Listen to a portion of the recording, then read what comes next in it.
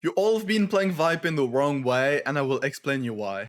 If you guys don't know me, my name is Raion. I've been playing Viper for almost 3 years now, and I can tell you that I'm still learning new stuff after 3 years. So that's what I love about Viper, and I will explain you a few things on why I chose her and why, in my opinion, she is still one of the best agents in the game. You guys probably know that Viper is a controller in VALORANT, but in my opinion, she's more than just a controller. She can be a duelist, she can be a sentinel, she can be a smoke, she can be a really good lurker. She's all of that thing at the same time. You just need to find your right playstyle, and in my opinion, I like all of them.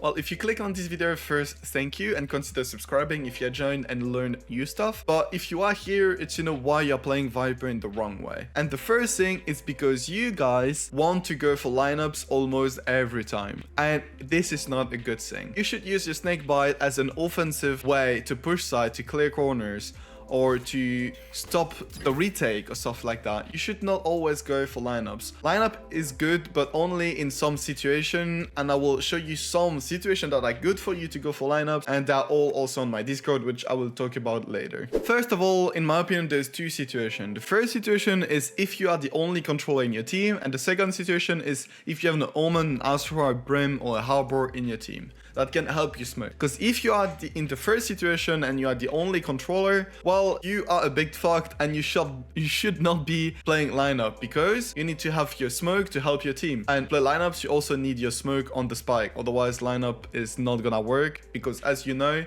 one Snakebite doesn't kill anyone because it does not do 150.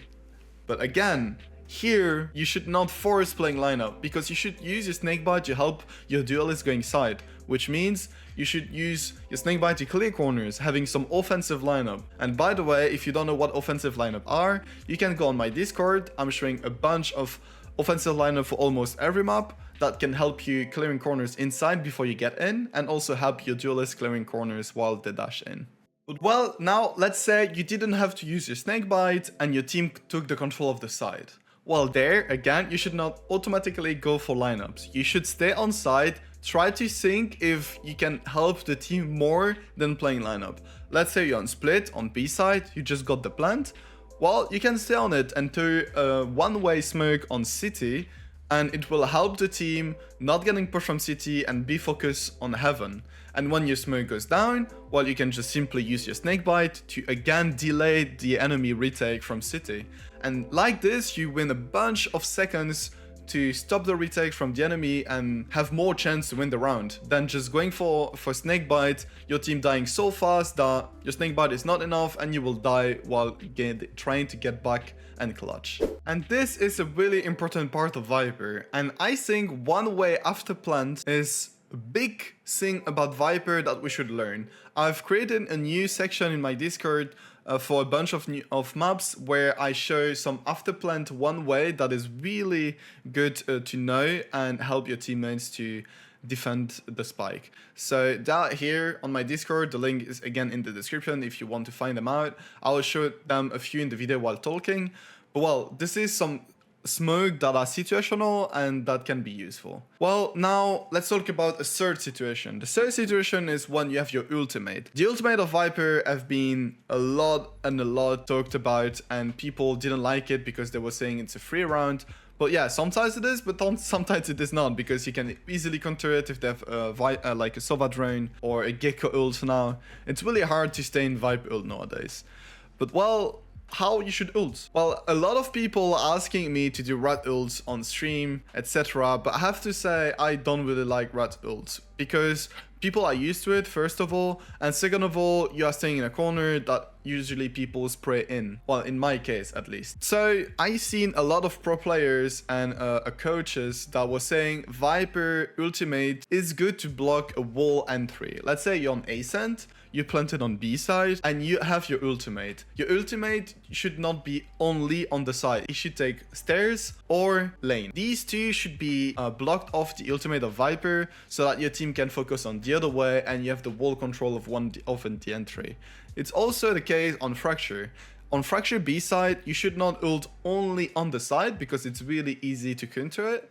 You should like have your ult that expands in the tower, so that you can hide in tower, take a shorty, and have an easy kill to whoever is trying to push you. In defense, it's another story for the ultimate, but what I suggest to you is to block a wall part of the map so your team can focus on the other, and just like if they are trying to push your ultimate, trying to play some Snakebite to stop the push, that is the only thing you can do in defense. Or sometimes it's useful to try retake the side, make some confusion, and trying to get a defuse or whatever.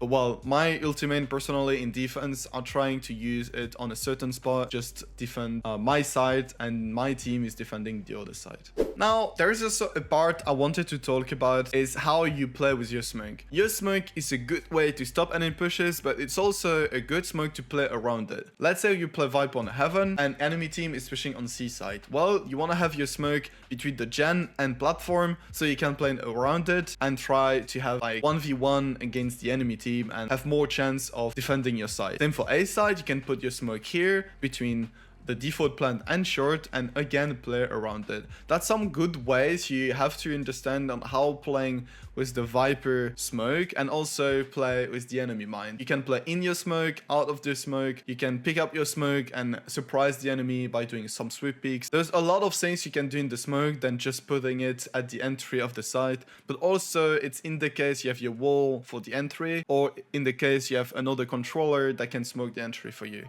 Well, now that we've talked about those things, we can finally talk about Snakebites. Snakebites, I've seen a lot of you playing around it, and sometimes it's good, and I explain here in this section of the Discord when and how and why it is good sometimes playing Snakebite. I've also made a video on YouTube like for 6 months ago probably, so I might do a new one soon. Tell me in the comment if you want me to make a new video on how and why and when doing lineups. If you want, I can make a new one. But well, I've seen a lot of you doing lineups wrong. By wrong, I mean the area the Snakebites takes on the spike is not good. It should take a lot of the area, and like they are not able to defuse, but the area is so big that they take even more time to get back into the spike. Or if they were on the spike, they take a lot of time to get out of the Snakebite and they might die. So you need to create Snakebite that takes more space as well as the spike than just the spike. That is a big part of having good lineups. Now, the last thing I want to talk about is the lurk potential of Viper. You might have seen it, but a lot of time, let's take for example bind,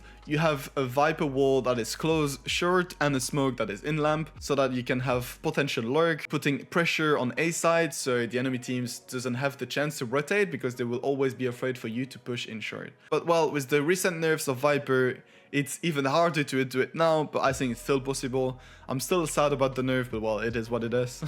It is what it is. It is what it is. Lurk is a really hard thing to understand and when to take your timings. I think the only way to get better at it is to try more and more and just see what works and what doesn't work, and also just getting used to it. I think this is the only way to be really good at lurking, and with practice you will get better at it. Nats also made this video a long time ago. It's still when he was at Gambit at that time. I think it's still worth the watch, so if you have the time, just go and watch it. Thank you guys for watching to the end of the video. I really appreciate it. And if you enjoyed and learned new stuff, don't forget to subscribe and like. And yeah, I'll see you soon. Thank you guys. Bye bye.